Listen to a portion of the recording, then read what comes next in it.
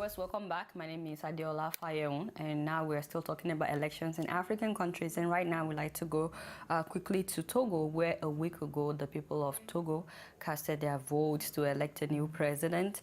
Incumbent President Faure Gnassingbé was also contesting at the time, despite different protests for him not to contest for third time. Well, he did. And recently, the result has been announced that he, Faure Gnassingbé, won the election and will continue his third term. Now, to talk to us about what this means for the people of Togo and the opposition members as well is Dr. Soiliou Namoro, a professor of economics at the University of Pittsburgh. Dr. Namoro, welcome to Saharatv. Thank you for having me. Yeah, thank you for joining us. Okay, so can you tell us what the latest is right now in Togo? What is the update? Elections were held on April 25th, but the results that were officially declared by the Independent National Electoral Commission, the so-called CENI, they are groundless, and therefore they are false.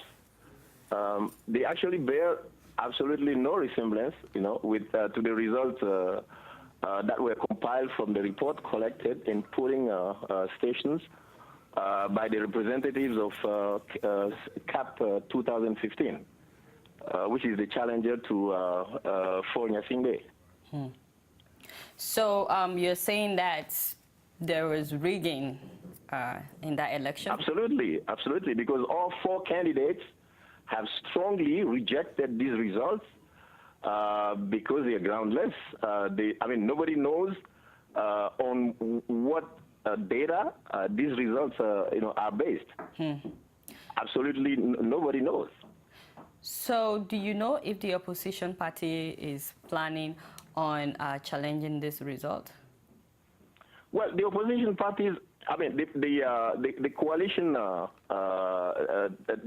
main coalition that was challenging Faure Gnassingbé has rejected these results, and in fact, Mr. Jean-Pierre Fabre considers himself as the new president of Togo. That's the situation that is prevailing now. Okay, so Jean-Pierre Fabre is actually the main opposition candidate, and you're saying that he believes that he won. Are you saying right now that people of Togo believe they have two different presidents? I believe so. Well, because at least the claim that that the CAP 2015 is making is based upon the reports that is in the hands of its representatives, whereas the other side, which is on the side of UNIR is one of it's the party of the incumbent president.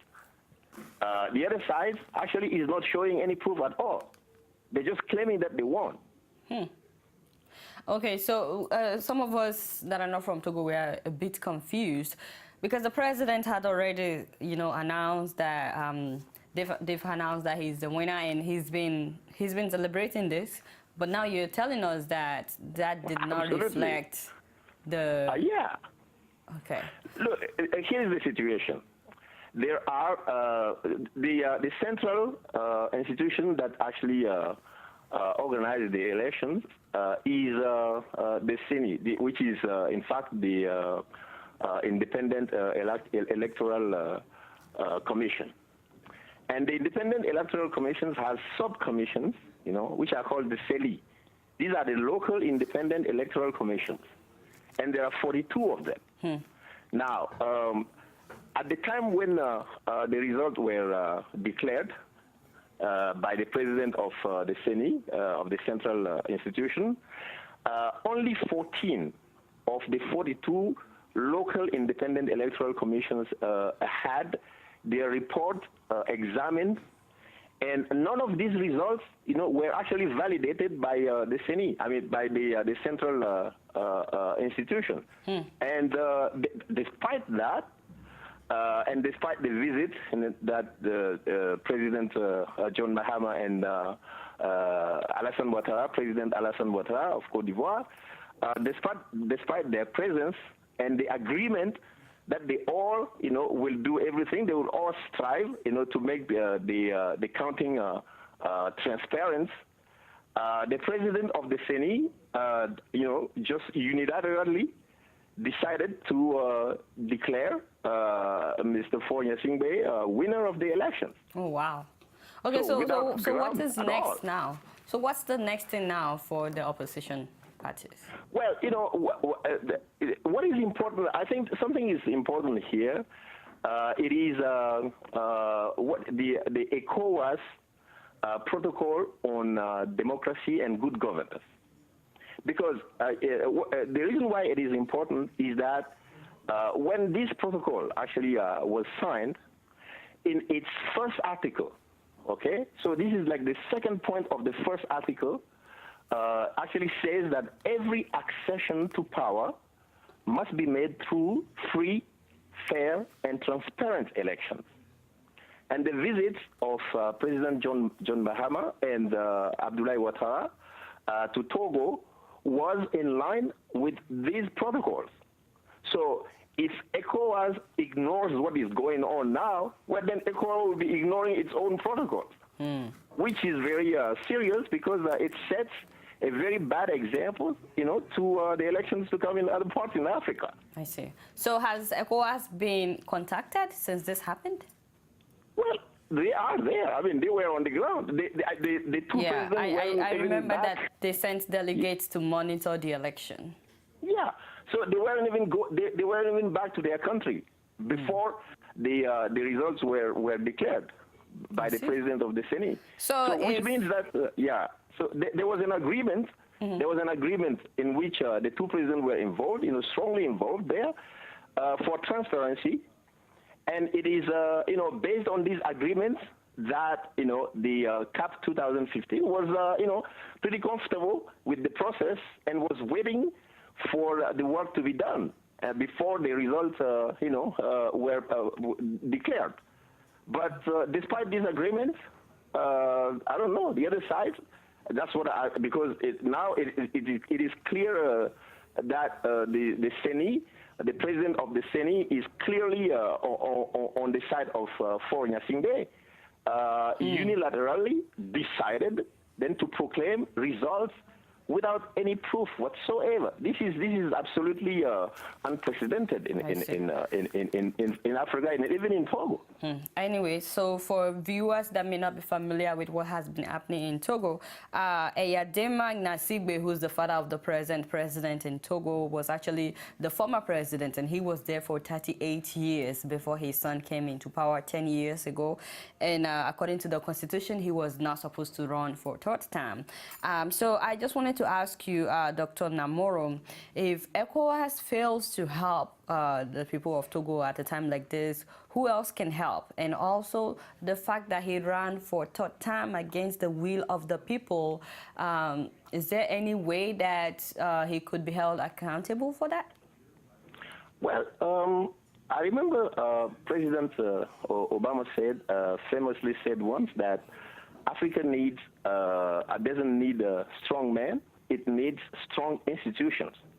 And ECOWAS is arguably the strongest regional institutions that we have in West Africa. So should ECOWAS fail, to respect its own,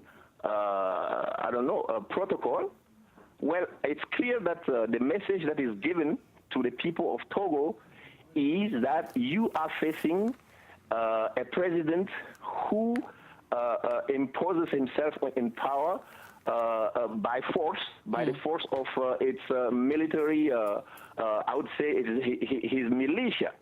So do whatever you want. This is your business. This is not our business. This is what ECOWAS then will be telling the Togolese people. Because if beyond these institutions, what the people are left, to themselves, to defend themselves as they can.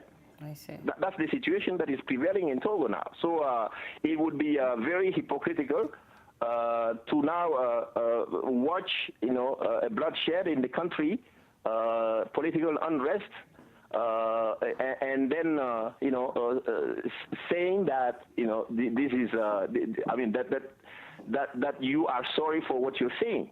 It is clear that this is an assisted beginning of a bloodshed in Togo. Let's hope that it doesn't get to bloodshed, and that's why we're keeping the dialogue going, so that we'll keep shedding light and bringing awareness to what is going on. But briefly, I wanted to ask you how you would describe Faure Gnassingbe's tenure so far for the last 10 years. And also, I would ask you that now that he declared himself president again, do you think anything would change? Well, what I would say is that Togo is a textbook case of an African kleptocracy which perpetuates itself through the use of military violence against the population. This is true for the era of Gnassingbe Eyadema. This is even more true, for the son of the former president. So yes, so Faure Gnassingbe came in power through bloodshed. He perpetuated himself, in power by using what has become his personal militia, which is the Togo army. So now, has he done anything good for the country or not? Well, it's up to, it depends which side you are. What I know is that poverty has deepened in Togo compared to our closest neighbors. Togo is the country that is actually performing the poorest, among all of them. So, and this is not to this has nothing to do with whether I like or I don't like Faure Gnassingbe. This is just a fact. So, in that sense, having the same president again for another 10 years or another 5 years, and then because I don't see how this president would then go away, because he has not respected any agreement that he has signed, both with the other political parties in Togo and the so-called international community. So I just don't know how he would go away. Togo and Gambia are the only two countries that don't have any term limits. So what I see is a situation in which the population is under the rule of a military dictatorship, and is struggling to get rid of it. I mean, to free himself. And this, nobody can tell how this is gonna end. So far, what we know is that we're taking the same old and then we continue. But there is already a social unrest in the country, and the country is performing very poorly. I don't know how this is going to turn out. That is why that's the reason why I fear very much for the rest of the process, how it would go. I would urge Ecowas to take responsibility in a situation like that. And taking responsibility here is not doing anything specific, anything special. It's just respecting their own text. The text that actually has given birth to the protocol. I mean, they just have to respect it. So this is all the Togolese people is waiting, from the ECOWAS. This is the only thing that we are expecting. If not, well, then I guess the population will use its own means, to deal with the situation. What do you mean by its own means?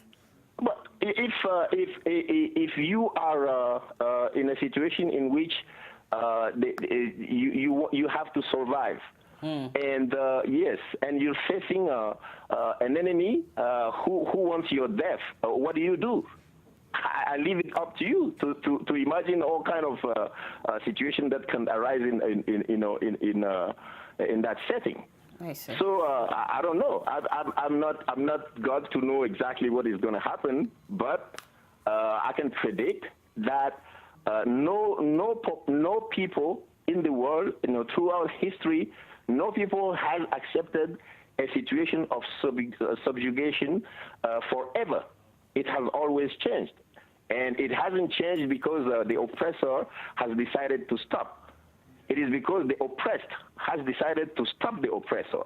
And I'm sure that the Togolese people will find its own way. I see. Thank you so much, Dr. Namoro, for taking time to speak with us today on Saharatv. You're very welcome. Thank you for having me. Sure. All right, viewers, that has been Dr. Soiliou Namoro, an activist, a Togolese activist, as well as a professor of economics at the University of Pittsburgh. Stay tuned, we have much more to come.